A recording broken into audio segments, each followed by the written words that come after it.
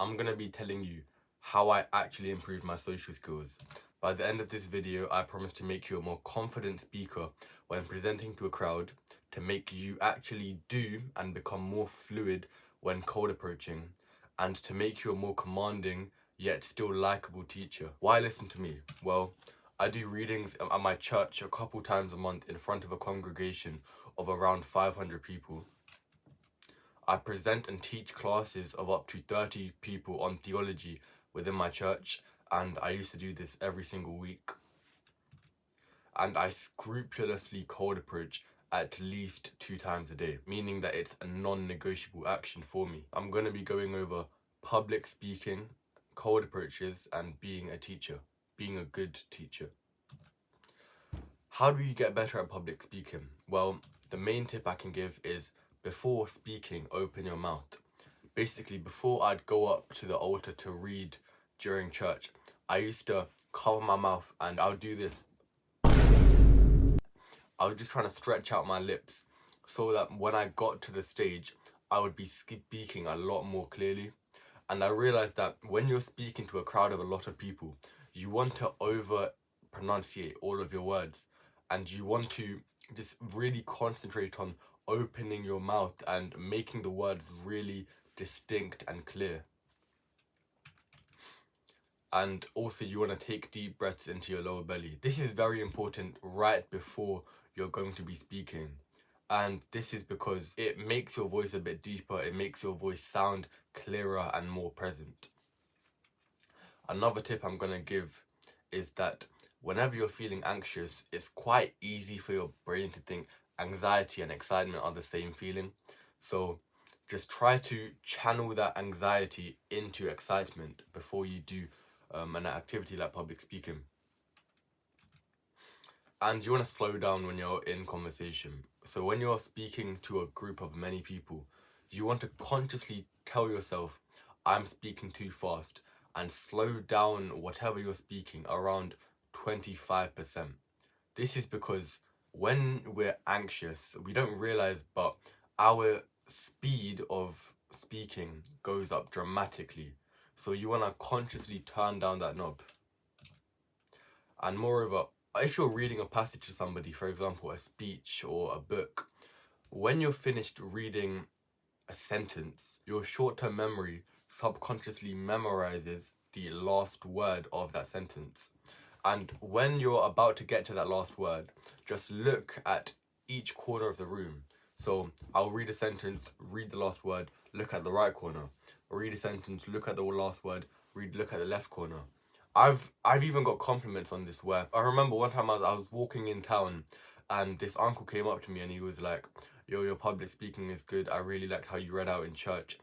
And I think this tip helped a lot. Just make sure whenever you're reading a phrase that you've by-hearted in your short-term memory, to look at the corners of the room, because it's an easy cue to tell yourself to look at one person in that corner and then one person in that corner. And I found that my voice gets deeper if I imagine somebody told me, you have a deep voice. I have no idea why this happens. It's probably some sort of positive reinforcement. But I found that better than trying to tell yourself I have a deep voice, better than trying to manually deepen your voice. For me, I found that if I imagine somebody telling me, oh, Abel, you have a really deep voice, that makes my voice deeper, like I'm trying to reinforce their compliment. Now, how do you get better at cold approaching? Practice, practice, practice. I promise you, cold approaching is one of those skills where you're gonna be awful your first 10, 15 times, but everybody you know who is good at talking to people has gone through this stage. I remember it was year 10, so I was around 14, 15, and when I went to school, I used to take this train, and this train was just filled up with kids my age. So what I used to do was, with my friends, we'd walk down the carriage and just converse with random strangers to improve our social skills. And then we'd have bets if we didn't do it. And I didn't care about rejection. Rejection, whether it comes or goes, it doesn't matter. Just practice, continuously practice. Because once you firm being bad 15 times, you're going to slowly see yourself get better and better and better. And don't focus on anything you're going to say to them. I promise you, you need to train your brain to learn how to freestyle on the spot. So the only thing you should be focusing on is forcing your legs to walk towards them, because that's the hardest part. The hardest part isn't talking to them. It's not hard to talk to a random stranger once you force yourself to get into that situation. And as I said, let your brain freestyle. Your brain, initially, the freestyles might be a bit weird, but the more you do it, the more you practice, the better your freestyles are gonna be. And stop turning conversations into interviews. This is a problem I had a lot, especially when texting people online or when conversing with a random stranger. I found that when you ask a question, if they give an answer, make sure to butt in. What I used to do was just continuously ask them question after question after question. But I found that nowadays it's a lot better if I ask them a question, they talk, and then I talk about something in my life that's related to that question. For example, I might be asking, oh, where did you go on holiday? And then they'll say, oh yeah, I went to Spain. And then normally what I would have done is, how was it? What did you do there? But the best thing to do is be like, oh yeah, I went to a country like that. It was really hot. I really love the weather. It's quite a very simple tip, but I just found it helps so much. Or you know the generic how are you ask people. I found that when they ask you something, when they ask you the question how are you, if you just expand on what you did today, they're inclined to do it themselves. So if somebody asks me how am I, I'll be like, yeah, I'm great. I just finished a workout. I'm now going to do some work, but I'm feeling really productive. How are you? And then they're gonna respond with a much more vibrant answer. You wanna hold eye contact 80% to 90% of the time. I found what I've had a problem doing is sometimes I hold it 100% of the time, and it just becomes very, very awkward. Sometimes you wanna break eye contact, and if you're somebody who finds it really hard to hold eye contact, just practice glancing at it, practice slowly increasing how much you hold eye contact with them. But I promise you, when you hold eye contact with somebody, your mouth might be having a conversation, but your eyes will be having a separate conversation, because the eyes are truly the window to the soul. When you can have a good conversation with somebody and hold eye contact, the eyes do their own talking. And listen like you are going deaf tomorrow. This has helped me so much in becoming a better listener. Imagine someone told you, tomorrow you are going deaf. So you're going to pay so much attention to what you listen to. You're going to be, what I do is I like to listen to every pitch change in their voice, their volume, their tempo. You really want to listen and be grateful for the fact that you have the ability to hear. And another tip I'm going to give is be output independent. This means that it should not matter whatever the outcome is, whether whether they become your friend, whether you get their snap, whether they actually like you. All that matters is the input. All that matters is you actually being disciplined and forcing yourself to go and cold approach them. I use this in my videos where sometimes I get really bummed that a video banged 100 views, but I need to realize that I shouldn't be output independent, because I can't control how many views a video gets. The only thing I can control is the quality of the video.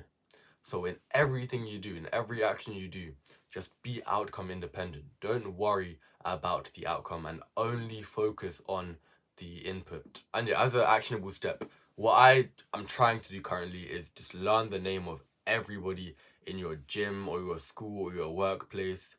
And what I did in my gym, I found that it's so easy to just go up to somebody and say, how's your workout going? Especially if they are doing an exercise right next to you. Or if they're massive, I just ask, yo, how long have you been training? And a really simple question is, do you compete? And I found that if it's someone that you don't know whether they're friendly or not, just ask them, I saw you doing this exercise, do you mind showing me how to do it? Or I saw you doing this exercise, do you know what muscle that trains? And a lot of the time people love teaching and helping others because it does kind of feed their ego. So it's just so easy to cold-approach people at the gym. One guy at the gym, actually, I was just asking him how's your workout going, and we're now friends. I see him often, and it's just really a really nice feeling to make friends in your gym, because when you walk in and you know most of the people there, you just feel happier. You feel like you're in an environment with all your friends around. And in your school, if you say you know every single person in your school, you're probably lying. Go up to some random kid and just ask him what his name is, give him some advice if he's younger. Just make friends. We're all human beings, we're all the exact same animal. This is the same in your workplace. So how do you become a better teacher? Okay, one tip I'm going to give you is to never ever say the word but when criticizing somebody. So you don't want to say, your singing was loud, but you could improve the pitch. Instead, you should always say the word and, even if it doesn't make grammatical sense. You want to say, your story was loud, and next time you can focus on improving your pitch a tiny bit.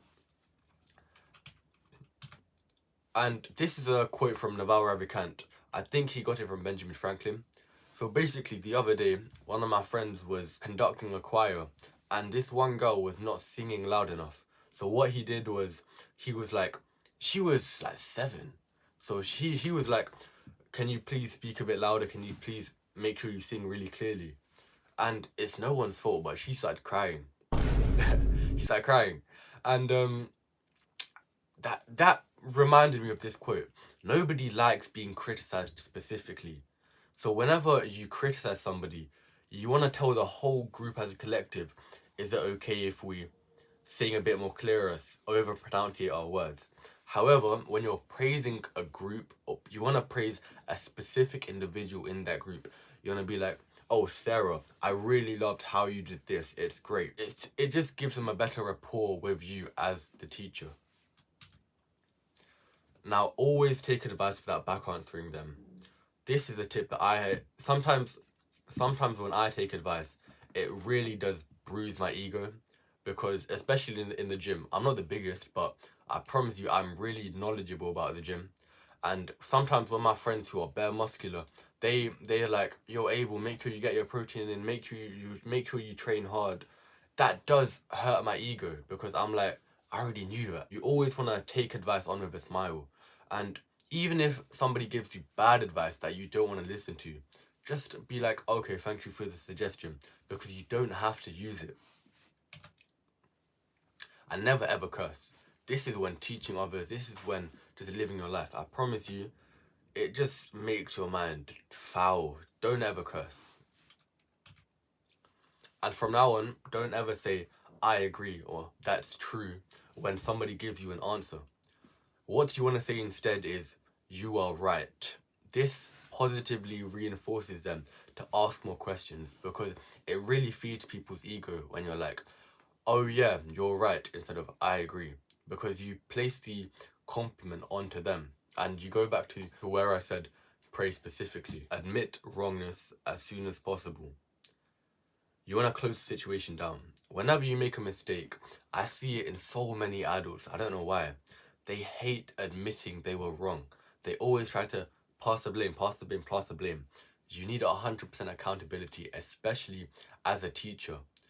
This makes people just respect you more. As soon as you make a mistake, don't ever blame anybody else. Just be like, my apologies, I was wrong. But you close the situation down so quickly that you don't give people time to mock you. My next piece of advice is, when you're trying to teach others in terms of mentoring, you want to let people figure advice out on their own. I see many maths teachers do this. One of my maths teachers, he just gives the question, he puts the question on the board.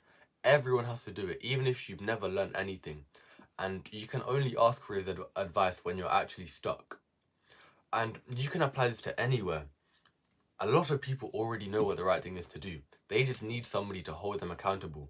That's why so many personal trainers make money, even though all of that information is online for free, because people pay them for the accountability. And if you don't know how to make somebody figure out their own advice, just ask them, what would your future self want you to do in X scenario? Because 9 times out of 10, people already know what to do. And use people's names very often. I promise you, when somebody calls my name, I don't know why, but it just makes me feel happy. And I think this applies to many other people.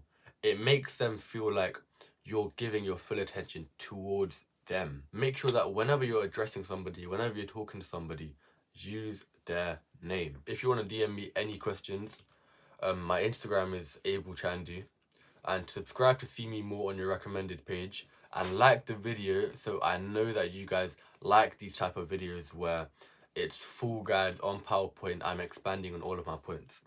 Thank you for watching. Have a great day.